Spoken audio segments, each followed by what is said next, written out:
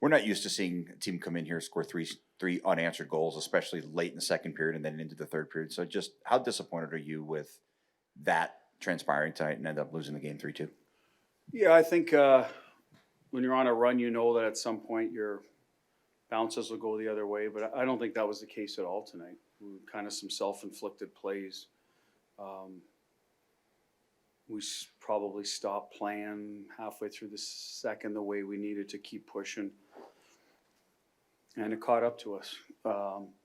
This is not a game. I mean, I just looked at a lot of the chances where I'd say, boy, they were all over us. They turned the momentum. They didn't. They did not. They kept playing and kept getting on top of us and forced us into some breakout turnovers. That's how 2 of the goals were scored below our goal line where we had possession, and we need to be better in those situations, whether it's getting it off the wall or then recovering to the front of the net, right? Those 2 goals are mirror images of themselves. Puck goes from below the goal line up the wall. We don't win the battle. They keep it in. It goes to our net. We're not covering anybody. So a little bit of just us not playing hard enough in front of our net. And then the third goal, well, I mean, we have it again. And we're in their end for 30 seconds. And shot block, poor decision in the neutral zone, odd man rush, funny goal. I'm not even sure how it went in. Like, you know, if Doc was trying, you know, shoot it, pass it, I'm not sure. But it went in. So you look at it and go, well, not our night. Let's move on, get ready for Philly. But I know when I watch it, I'm going to be pissed that those are points we should have had. We should have had. We're a better team than that. And, but they're gone. We talked to you before this kind of homestand started. We talked a little bit about maybe some complacency because of the holidays and, you know, you guys win 6 straight games. You're coming off a shutout. So how much complacency did you see tonight? Well, I would have said our first period, we were opportunistic. We joined the rush. Whitey's a good goal.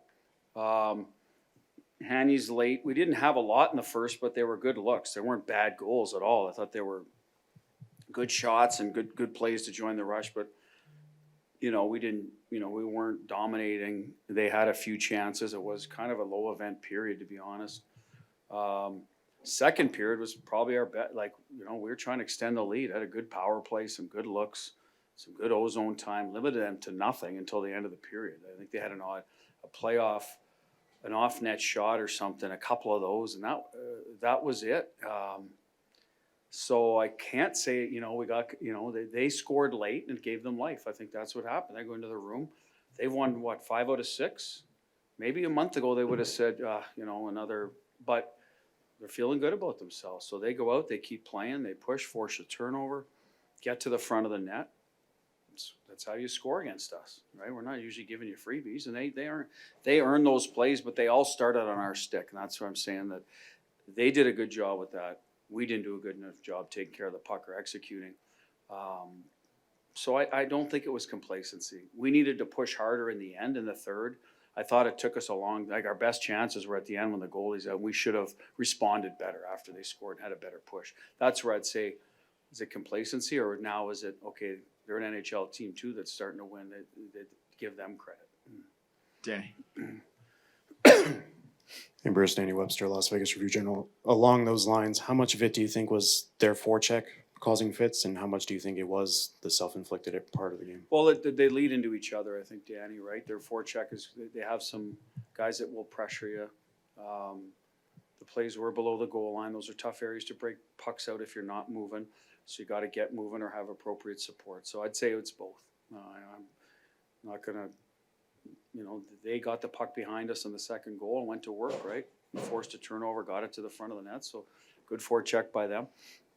I'm our coach. I'm saying, well, good forecheck by them, but we got to be better with the first touch. Normally on those rims, we try to go straight up, not come bump it back. So we bump it back. Now our winger's going one way when we're used to, you know what I mean? So we weren't on the same page in that breakout. Okay, fine. It gets to the front of the net. Take care of business, right? Tie up. Well, we got one D tying up and the other one isn't, and they tap it in. So I'd have to say it's both. Go Alan, then Ken. Hi, Bruce. After you had the 2-0 lead after one, was there any sense of the team going into kind of a cruise control mode, or And if you do sense it, what can you do? It's a veteran team, so they know. I don't. Yeah. I just say, I thought our second period we dominated. So you can't be in cruise control if you're, I just don't feel we did that. I don't think we finished well in the second.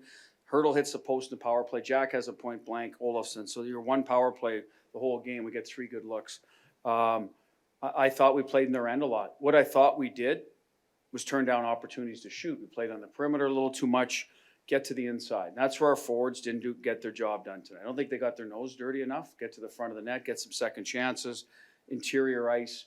We were content on playing the outside, low to high. And even their last goal, we did that. We could protected the puck, but we didn't get inside. The puck never gets inside. It's low to high, it's blocked, and it's in our net.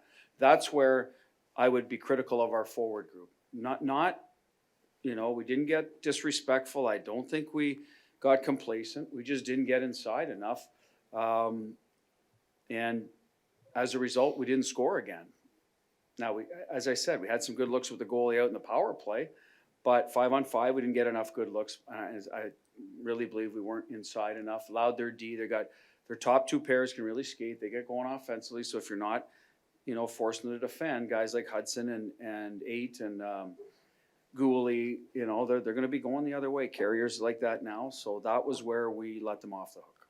Last two will go Ken, then Eric. Ken Mulkey, Simon.Vegas. You've had that Carlson, Hurdle, Kazar line together for a while. They scored again today. Do you think that's kind of been the best you've seen of Hurdle at 5-on-5? Yeah, it's a good complementary as a center that can cover ice so that if he's stuck down low protecting pucks, he's got a big body on the other side that plays a similar game so they can read off each other and get to the net. So I like it. I like the makeup of it. We'll see how it plays out going forward. We've won a lot of games this month, so we're not going to, change too much if we don't have to, especially if things are going well. A little bit will that line stay together? That will depend on Barbashev and Roy, their return dates, right? So I can't.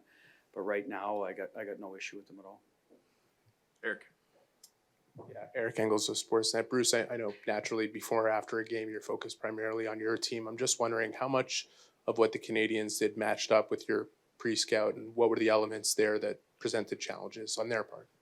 I thought part of our pre-scout was that their last layer of defense would sag a little bit, and I think the first goal was indicative of that, and our first rush chance with Kolesar and Hurdle was able to take a stretch pass and get inside. Right now we got a little time to make a play, and we scored. And I thought after that they were much more aggressive of getting up on us on that first pass into the neutral zone, forced us back a lot. So whether that was an adjustment, whether the first part of the game that just took them a while because they flew in and didn't, I don't know what they did yesterday. You know what I mean? Like, I don't know. But that's the difference I saw. We weren't able to get the blue line as easily as we did the first 10 minutes. I thought they did a good job with that. And then once those turnovers happen, their weak side deactivates a lot. They like to go to the boards and then across ice. But they did that up in Montreal. They've been doing that. I assume that's a Marty kind of thing very well with their D when they're going. I thought we handled that okay for the most part. There's certainly times we gave up the blue line doing that, but it didn't lead to odd man rushes. So forecheck pressure was good. I mean, they did a good job managing the puck. I don't remember a lot of plays we got where they forced a play. So good road game on their part in that regard. Jack Eichel had a 2-on-1 in the second period, but that came out of, I can't see what's happened down that far corner. I think it was just a puck play that we won a battle. It wasn't, I'd say, a poor puck decision by them, I don't think. I can't remember how it started. But other than that, right, there wasn't a lot of odd man rushes. So that's a good formula on the road.